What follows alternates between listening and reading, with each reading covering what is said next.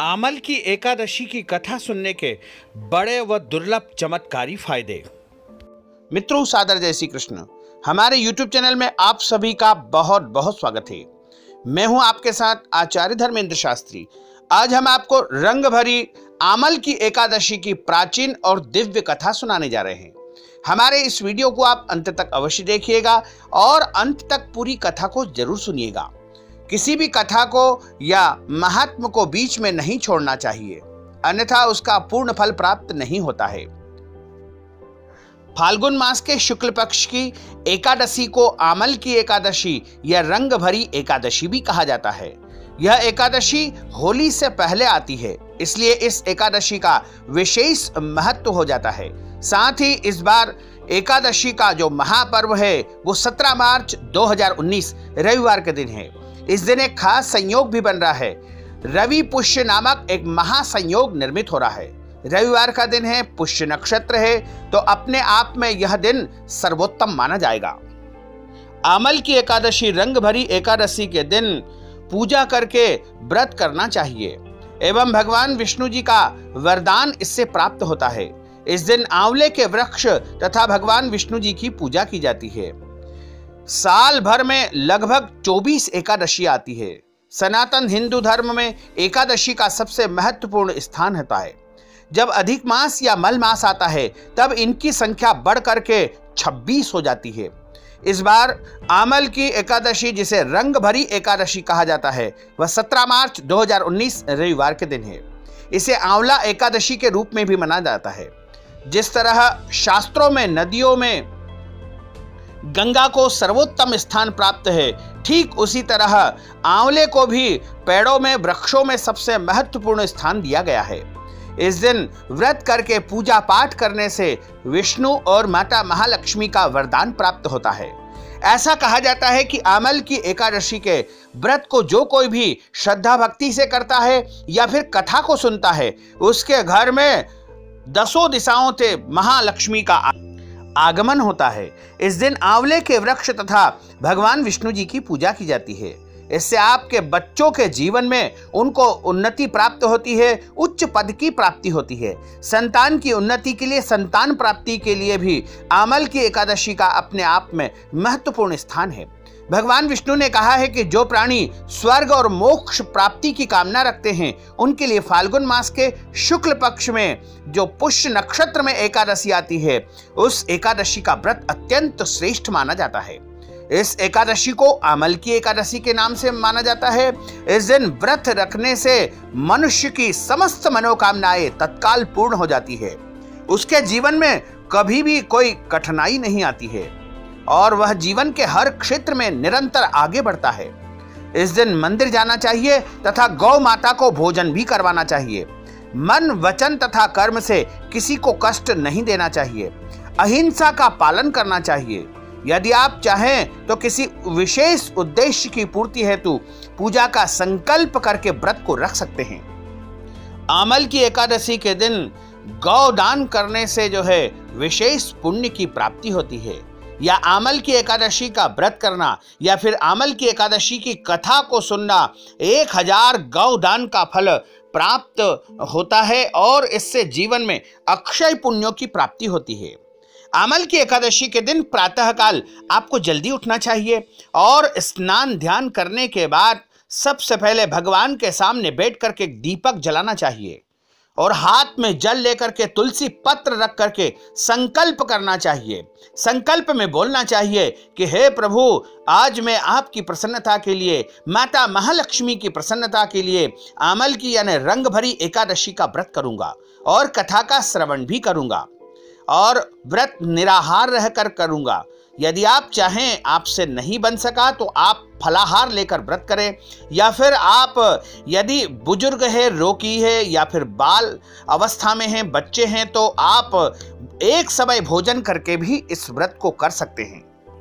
लेकिन हाँ, आपको एक बार ये बता दें कि आप यदि व्रत नहीं भी करते हैं, आपके घर में एकादशी का व्रत या पूजन नहीं भी होता है, तो उस दिन आपके घर में चावल नहीं बनना चाहिए, या फिर चावल से संबंधित कोई भी वस्तु, पोहा आदि भी इस दिन नहीं बनाना चाहिए। और इस दिन शुद्ध और पवित्रता अवस्था में रह करके प्रभु का स्मरण पूरे दिन करना चाहिए। सबसे पहले आपको एक वेदी बनाकर उसके ऊपर 7 प्रकार के अनाज रख करके मिट्टी का कलश स्थापित करना चाहिए। पूजन स्थल पर भगवान श्री हरि विष्णु की मूर्ति स्थापित करें और भगवान का स्मरण करें और ओम नमो भगवते वासुदेवाय इस महामंत्र का जाप करना चाहिए। सामूहिक भजन कीर्तन भी इस दिन किया जा सकता है।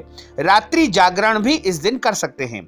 इस दिन भगवान विष्णु का विशेष रूप से श्रृंगार करना चाहिए। इस दिन भगवान श्री हरि विष्णु की प्रसन्नता के लिए रामचरितमानस का पाठ भी करना चाहिए।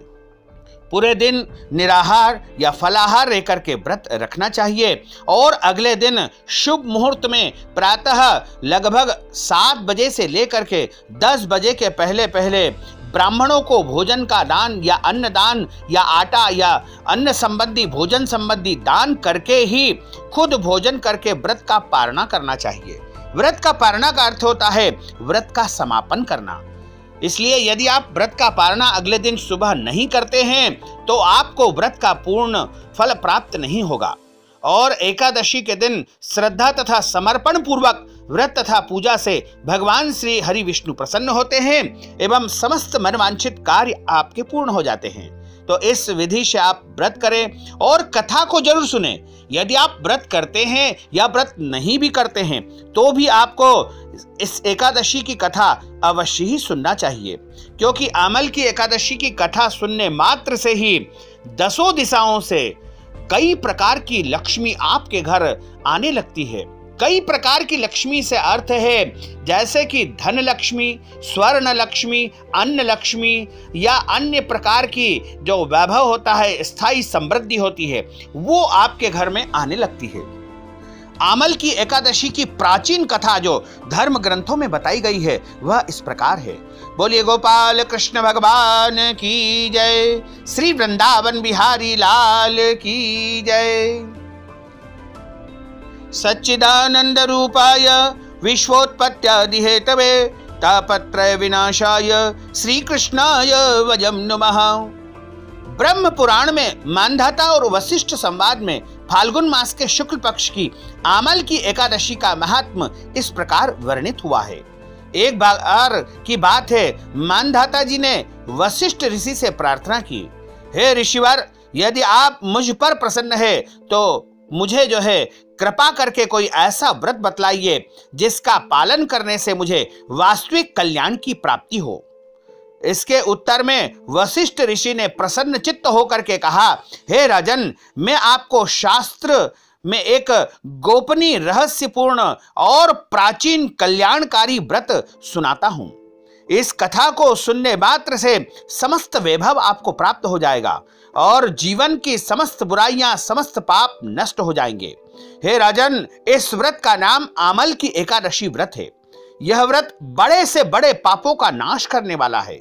1000 गाय दान करने के पुण्य का फल देने वाला तथा जीवन में सभी प्रकार के सुख सुविधाएं संपन्नता प्रदान करने वाला एवं मोक्ष प्रदाता यह व्रत है। प्राचीन काल में वैदिश नाम का एक नगर था।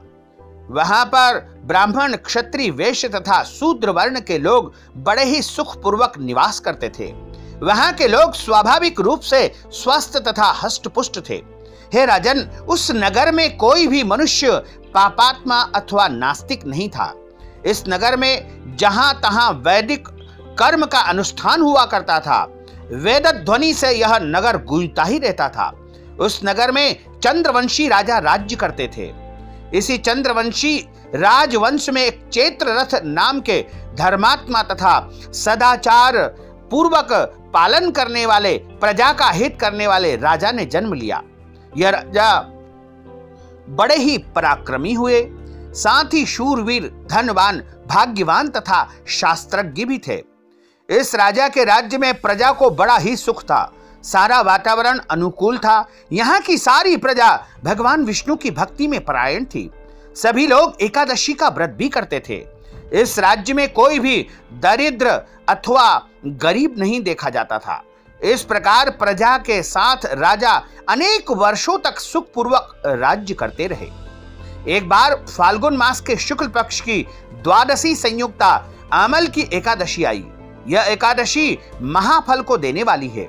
ऐसा जानकर के नगर के बालक, वृद्ध, युवा, स्त्री तथा पुरुष तथा स्वयं राजा ने भी सपरिवार इस एकादशी का व्रत पूरे नियमों के साथ में पालन किया। एकादशी वाले दिन राजा प्रातःकाल नदी में स्नान आदि समाप्त करके समस्त प्रजा के साथ उस नदी के किनारे पर बने भगवान विष्णु के मंदिर में जा पहुंचे।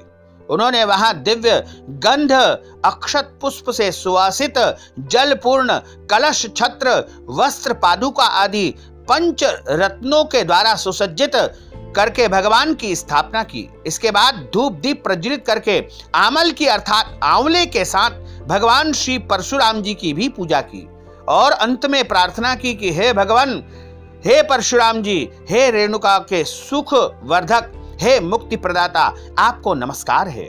हे आमल की, हे ब्रह्मपुत्री, हे धात्री, हे पापनाशिनी, आपको नमस्कार है। आप मेरी पूजा को स्वीकार करें। इस प्रकार राजा ने अपनी प्रजा के व्यक्तियों के साथ भगवान श्री विष्णु एवं भगवान श्री परशुराम जी की पवित्र चरित्र गाथा श्रवण की, कीर्तन व स्मरण करते हुए एकादशी की महिमा को सुनते हुए पूरी रात वहां पर जागरण किया।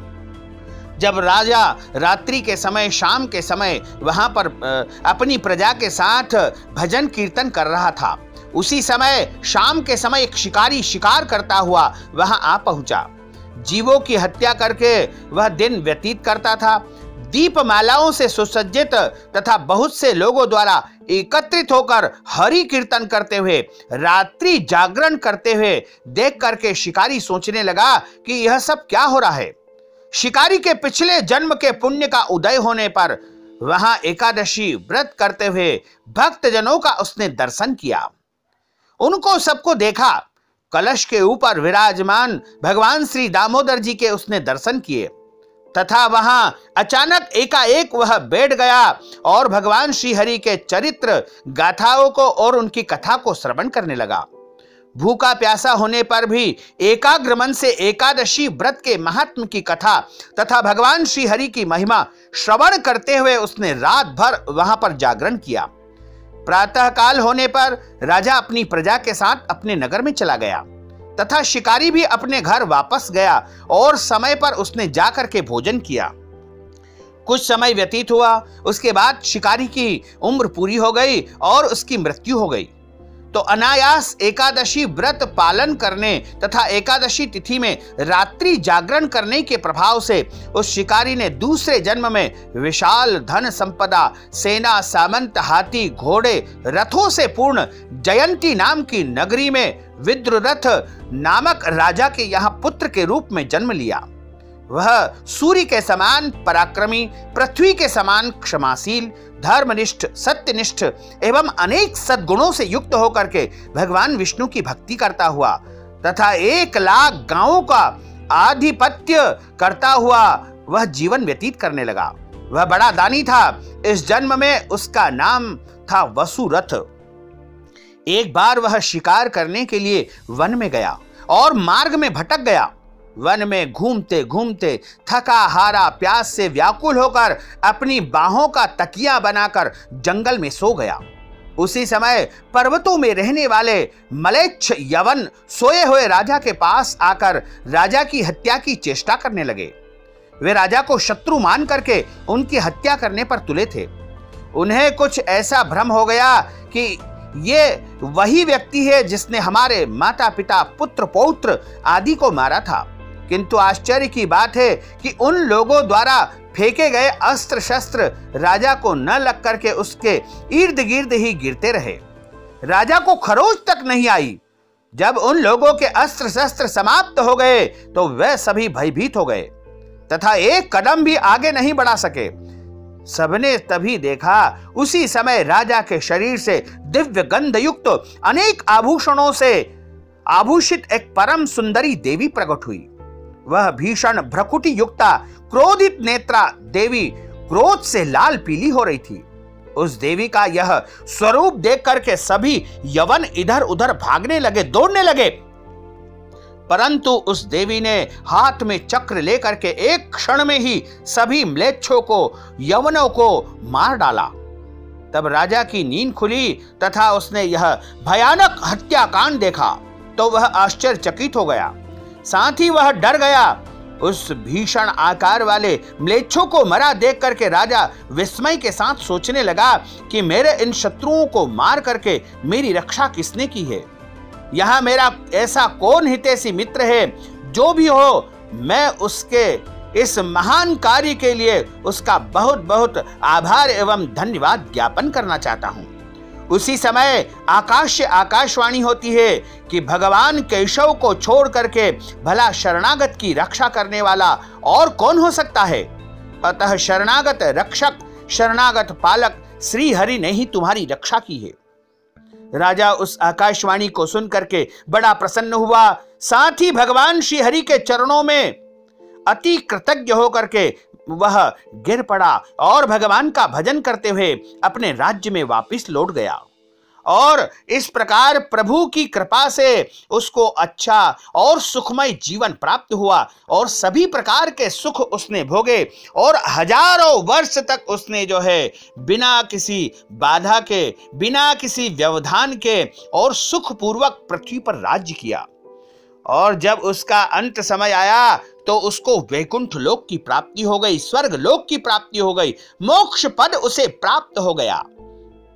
इस प्रकार जो कोई भी आमल की एकादशी का व्रत रखता है, कथा को श्रवण करता है, उसके जीवन से सारी बुराइयां समाप्त हो जाती है और उसके जीवन में वैभव उसे प्राप्त होने लगता है। वशिष्ठ ऋषि कहते हैं कि हे राजन, जो मनुष्य इस आमल की एकादशी, रंग भरी एकादशी का व्रत का पालन करते हैं, कथा को श्रवण करते हैं, वह निश्चय ही विष्णु लोक को प्राप्त कर लेते हैं। इसमें किसी भी प्रकार का कोई संदेह नहीं है। इस प्रकार आमल की एकादशी की कथा का समापन होता है। बोलिए लक्ष्मी नारायण भगवान की जय, श्री वृंदावन बिहारी लाल की जय, गोपाल कृष्ण भगवान की जय।